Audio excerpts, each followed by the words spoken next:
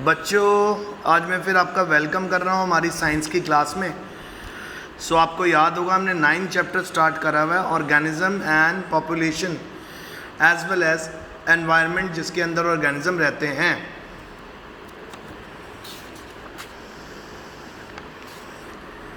तो living organism and their surrounding हमारे 9 chapter का हेडिंग है। आज मैं आपको बताऊंगा हैबिटेट और अडेप्टेशन क्या होती है। आप लोगों को जैसे मैंने पीछे भी बताया कि अलग अलग जगहों पे अलग अलग तरह के प्लांट्स और एनिमल्स देखने को मिलते हैं, ठीक है। फॉर एग्जांपल अगर आप डेजर्ट में देखो तो वहाँ पे आपको कैसे प्लांट्स मिलेंगे जिनके ऊपर लीव्स की नहीं होंगे, थॉर्न्स होंगे, कांटे होंगे, ठीक है। तो सराउंडिंग्स अलग अलग तरह की होती है। जैसे फॉर एग्जांपल अगर हम समुंदर की बात करें, प्लांट और एनिमल्स के अराउंड क्या मिलेगा, वहाँ पे आपको नमक वाला पानी मिलेगा, सॉल्टी वाटर मिलेगा।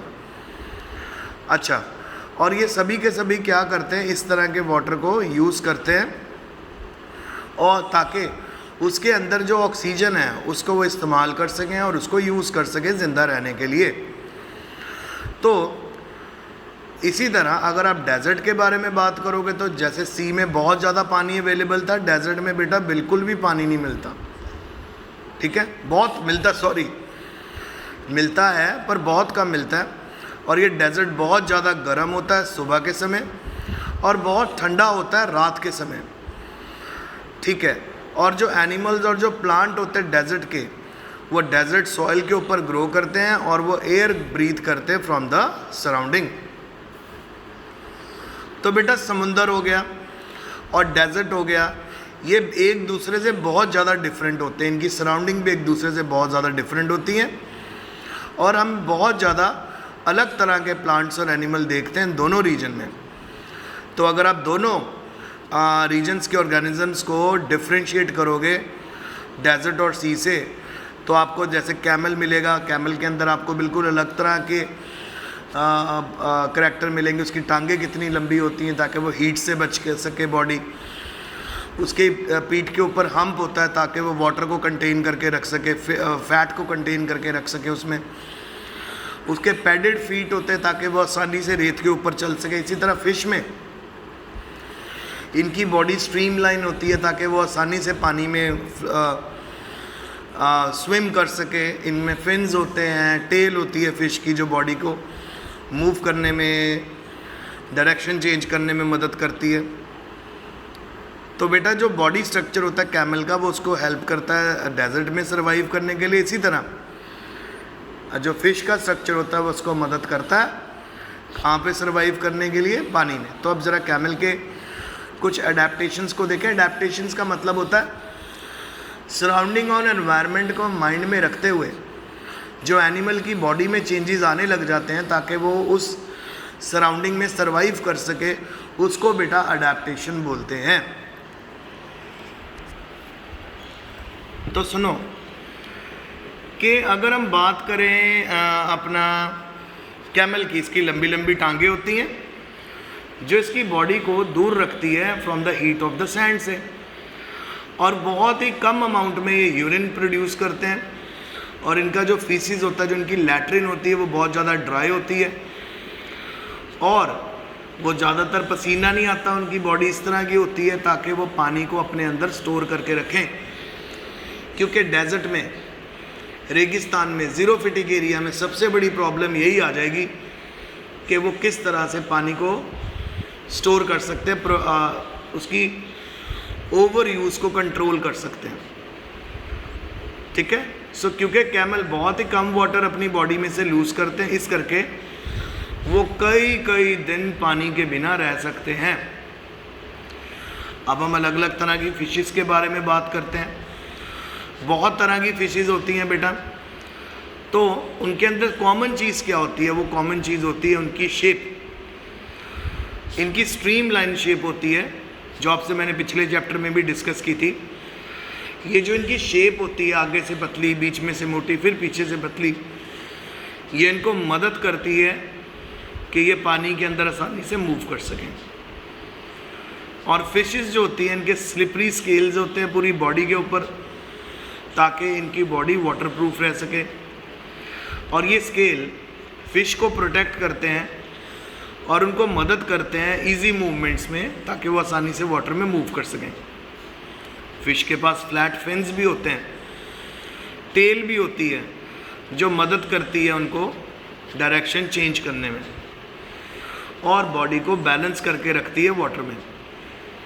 अच्छा, आगे गिल्स जो प्रेजेंट होते हैं फ़िश के अंदर, वो उनको मदद करते हैं जो घुली हुई डिज़ोल्व्ड ऑक्सीजन है उसको यूज़ करने में इन वाटर। और हमने नोटिस किया कि फ़िश के जो फीचर्स होते हैं वो मदद करते हैं, ये सारे फीचर्स मिलके उनको मदद करते हैं कि वो पानी में आसानी से रह सकें। और इसी तरह कैमल के जो फीचर्स हैं वो हेल्प करते हैं ताकि वो आसानी से डेजर्ट में रह सकें। तो यहाँ पे बेटा मैंने आपसे अभी सिर्फ 2 ही एग्जाम्पल ऐसे डिस्कस किए हैं। इसी तरह ढेर सारे एनिमल्स हैं, ढेर सारे प्लांट्स हैं जिनके अंदर आप इन सभी चेंजेस को स्टडी कर सकते हो, जो चेंजेस उनके अंदर आए हैं with the environment, with respect to the surrounding in which they are living. So अभी मैंने बताया सराउंडिंग के करके जब एनिमल की बॉडी में या प्लांट की बॉडी में चेंजेस आने लग जाते हैं उसको हम बोलते हैं अडेप्टेशन। ठीक है, तो ये चेंजेस क्यों आए? ताकि उस पर्टिकुलर एनवायरनमेंट में आसानी से रह सकें। ठीक है, तो सिंपल हम कह सकते हैं कुछ स्पेसिफिक फीचर्स और कुछ सर्टेन और कुछ हैबिट्स जिनकी मदद से प्लांट या एनिमल अपनी सराउंडिंग में बड़े आसानी से रह सकता है उसको बोलते हैं अडेप्टेशन। अलग अलग एनिमल्स के पास डिफरेंट डिफरेंट अडेप्टेशंस होती हैं डिपेंडिंग अपॉन देयर सराउंडिंग।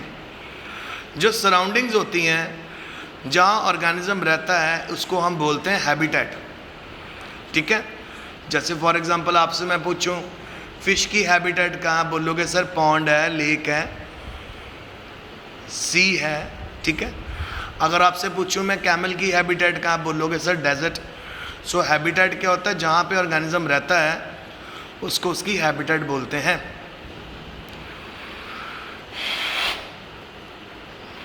ठीक है, सो जो ऑर्गेनिज्म है वो किसके ऊपर डिपेंड करता है? फूड के ऊपर, वाटर के ऊपर, एयर के ऊपर, शेल्टर के ऊपर और बाकी सारी नीड्स जो उनकी हैबिटेट में प्रोवाइडेड है।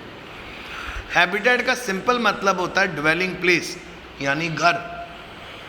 साइंटिफिक नॉलेज में हैबिटेट का मतलब होता है वो जगह जहाँ पे कोई पर्टिकुलर एनिमल रहता है। अगर मैं आपको पूछ लूँ लायन की हैबिटेट क्या, आप बोलोगे सर जंगल। अगर मैं आपको पूछ लूँ बैट्स की हैबिटेट क्या है तो आप बोलोगे सर जंगल। इस तरह से तो अलग अलग तरह के प्लांट और एनिमल, अलग अलग तरह के प्लांट और एनिमल सेम हैबिटेट शेयर करते हैं। जैसे जंगल में ही आपको डियर भी मिलेगा, जंगल में ही आपको लायन भी मिलेगा, जंगल में ही आपको स्नेक्स भी मिलेंगे, जंगल में ही आपको बैट्स और बर्ड्स भी मिलेंगे। ठीक है, तो अलग अलग तरह के एनिमल और प्लांट इस हैबिटेट में रहते हैं।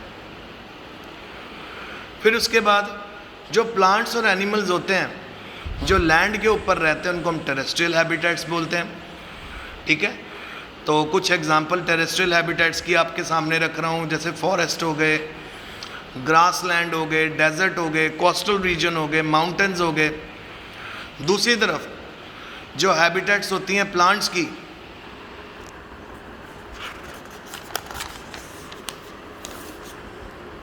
और एनिमल्स की जो पानी में रहते हैं उनको हम बोलते हैं एक्वेटिक हैबिटेट। तो एक्वेटिक हैबिटेट में pond, swarm, lake, river, oceans ये सभी आते हैं।